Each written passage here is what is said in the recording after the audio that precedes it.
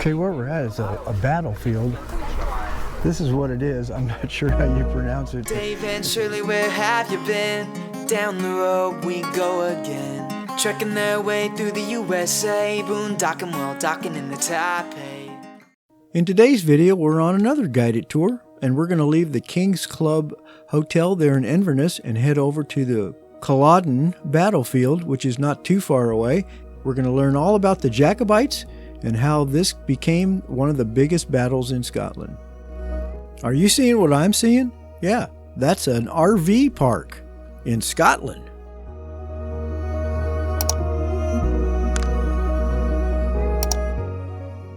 I still don't know if I'm saying this right, but this is the Culloden Battlefield.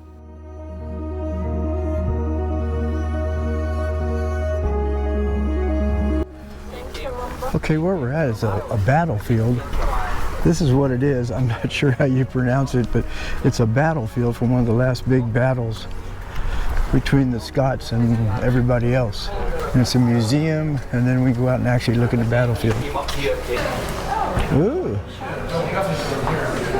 Oh. Yeah, there's some shopping in here, so I think we'll be buying some stuff. I don't mind shopping here. What are you buying me? Well, they have it. Oh. Thank you, sir. Thank you. They have Ireland. Thank you. There might be something, when we go to Pitlochry tomorrow, if the lady's looking for something, you might want to look at in here briefly. Do you want something unique and Scottish? Yes. Oh, yeah. Need to get that. Not sure what's going on here with Mary and Shirley, but apparently something's overpriced. It's too bad we don't need scarves in Florida. I think it's some cool stuff. So we'll leave you here and we'll go. Oh, maybe we can see Nessie today, because we're going to go to Loch Ness. All right, onward. Now, whilst they would have had to do this every single time, they were pretty adept at getting it off and keeping a lot of the cleats in. Okay, and this is my favourite bit because it's the only time of the day Gregor's quiet. Yeah. Okay, this is where we get up close and friendly. No, you in there. Had a nice nap. Breathe in. Do not feel sorry for him. I have to pull this very tight. He shouldn't have eaten so much yesterday. If I don't pull it tight, it will fall down because the fabric is so heavy. Smile, you're okay. Right, up you pop. Careful that you don't stand on the back. Oh, okay. So what we have is a beautiful set of pleats in there, and this is really handy because he's got never work with children, animals, or Gregor.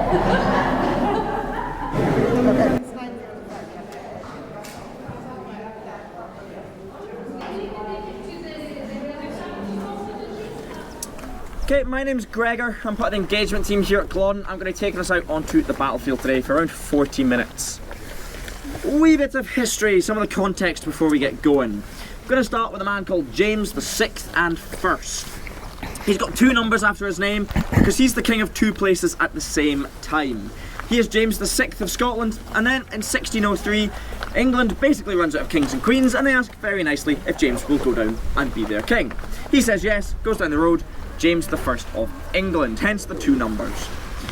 After James, it will be his son who takes the throne, and this is Charles the 1st. We're largely going to skip over Charles because a man called Oliver Cromwell comes along, chops his head off, and makes a republic for a few years. After Charles the 1st, his son will restore the monarchy for the Stuarts. This is Charles the 2nd. He restores it for the Stuart family. The Stuarts, they are the ancient kings and queens of Scotland going back centuries. After Charles II, it will be his brother who takes the throne, and this is where things start getting really quite interesting for us. His brother is James the 7th and 2nd. This James is a Catholic. Parliament, they say, it's okay that you're Catholic, James, just so long as you don't have a Catholic son and heir. So, James doesn't do that. He has two Protestant daughters, everything's going well for him, he's happy, Parliament's happy, and he will remarry. and have a son. Parliament, they're no longer happy with James, and they say, "We told you you can't do that, you are deposed," kicked off the throne in 1688. He's kicked off the throne in favour of his eldest daughter, who is Queen Mary, and she's married to William of Orange, William of the Netherlands. They come across from the Netherlands in either an invasion or the Glorious Revolution, it really does depend who you ask here, and they'll rule together as William and Mary. Mary dies quite young, unfortunately, though, so William will then rule on his own until he's out for a wee wander, trips over a molehill and breaks his neck. They don't have kids though, so the throne it passes to Mary's younger sister. Here comes Queen Anne. Anne has 17 pregnancies, and not a single one makes it to adulthood. What does happen in her reign though is a little thing called the Act of Union in 1707. This act, it means we're no longer dealing with England and Scotland, we're now dealing with one kingdom called Great Britain. Anne does die without kids though, and the throne it can't pass to her younger brother. Her younger brother is the one who's caused all these issues just by being born, so Parliament they decide it's going to jump over 50 lines of succession to a woman called Sophia of the Palatinate. She's a German, but she is a Stuart. She's married to the Elector of Hanover, but she'll die before she can take the throne. The throne, it will therefore pass to her son, who is then George I of Great Britain, our first Hanoverian king. After George I, his son will take the throne, the imaginatively named George II. George II, he will be king in 1745 and 46 when we have the battle that takes place here at Culloden. Now, the youngest son, probably favourite son of George II was Prince William Augustus, the Duke of Cumberland. He is going to be the man who leads the government forces here at the Battle of Culloden, fighting for his dad. Back on the other side of the family, with all the Jameses and the Charleses, James VII and II is a little bit annoyed when he gets kicked off the throne. So we'll have our first Jacobite rising in 1689. This rising will fail. James, he tries to take the throne back, doesn't succeed, goes back to France where he will then live the rest of his life. His son will then take up the mantle for the Stuart family. His son would have been James VIII and III had he ever been king, as we know he wasn't. Instead, he is known as James Francis Edward Stuart, or the Old Pretender. He's going to try twice, 1715 and 1719, but both of his risings are both also going to fail. He does like his dad, he retires to Europe and he has his own son. His son is Charles Edward Stuart, more commonly known nowadays as the Young Pretender or Bonnie Prince Charlie. He is going to be the one who leads the 1745, the fourth and final Jacobite rising that ends here at the Battle of Culloden. A little point of note here, the word Jacobite, it actually comes from Latin. The Latin for James is Jacobus, so a supporter of James is a Jacobite. The people fighting here for the Jacobites at Culloden, they're not fighting for Charles. Yes, he's their leader here, but they're fighting to put Charles's dad, James, on the throne of Britain, hence why they are Jacobites. We're going to head onto the battlefield itself now. There we're going to find out all about the 45 Rising. This young man was very knowledgeable about the Jacobite rebellion, and even though it was a little bit long, I put a piece in here so that you can tell what he was talking about. Now, if you'd really like to see the whole story as he walked through the battlefield, you can pick the card up top, and it'll take you to another video I made up of just his talk through the battlefield. Our next stop is only about 5 minutes away from the battlefield at Cleva Cairns. Many Outlander fans will know that Outlander was filmed at Cleva Cairns, a burial site built in the Bronze Age and situated near Culloden. It's an incredible place to watch the sunset during the winter solstice. Two of the cairns align with the sun, making it a magical place to visit. So come along, let's see if we disappear into the stones. Take a photo.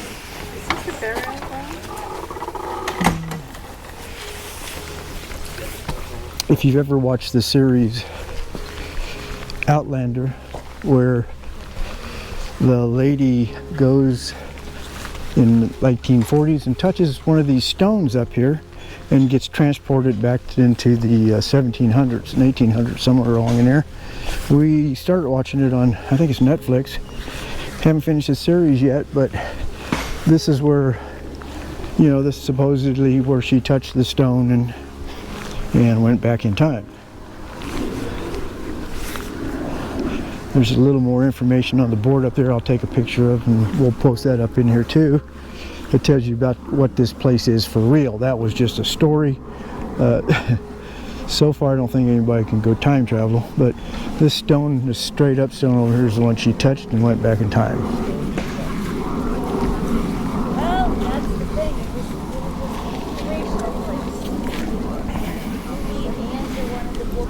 thing. Don't smile.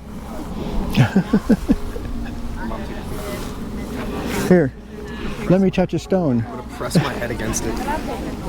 Trying to go back into the 1700s. That wouldn't bother me. Give me a frickin' sword and... Did you kill? You know, that might bother me. It'd be a little cold down there. Experience the wind. Yeah. Oh, Brendan disappeared. He must have went back in time. Hurry, throw the rocks in there. Cover it up. What are you doing? He's trying so I can't take a picture. Come on, lift your head. It's quite muddy in here. Yeah, it looks not. It's kind of warm. There's no wind. Actually, Brandon, you're gonna have to take one more picture of me with that stone. Yeah. Everybody's wanting pictures with the stone. Glasses on, so I don't have to. Yeah, you want your glasses back in 1800s. Glasses on, so I don't have to do anything. So, like, either here or here, whatever's best. Like, smile.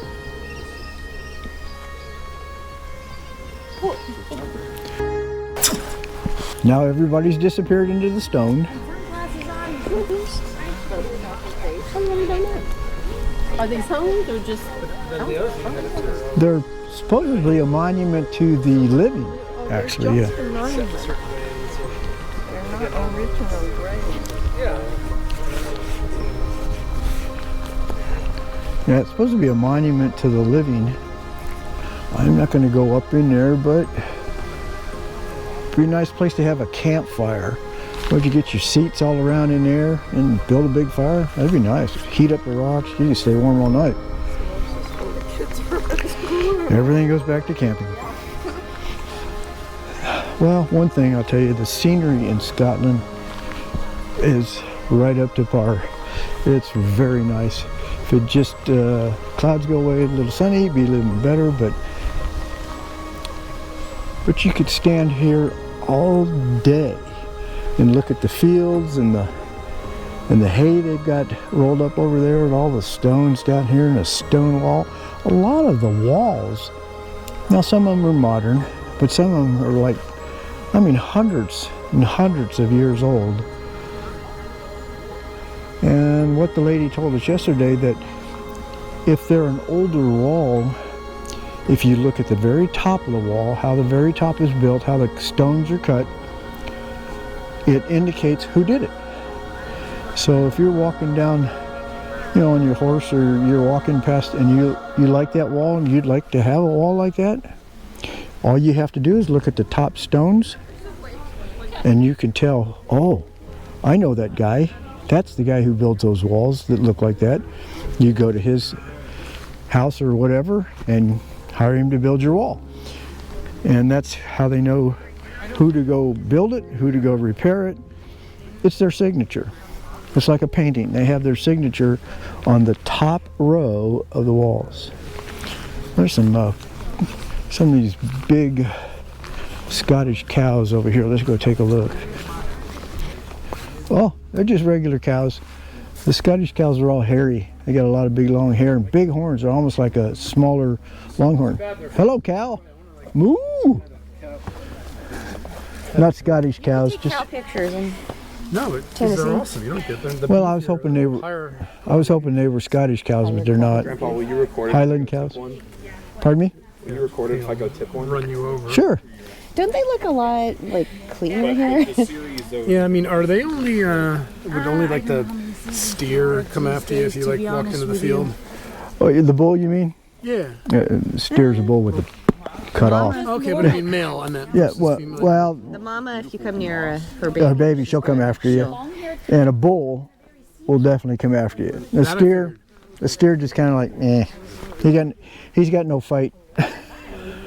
Or they would like come over to get pet, or they'd be like, hey, this is great. Yeah, cows are kind of weird.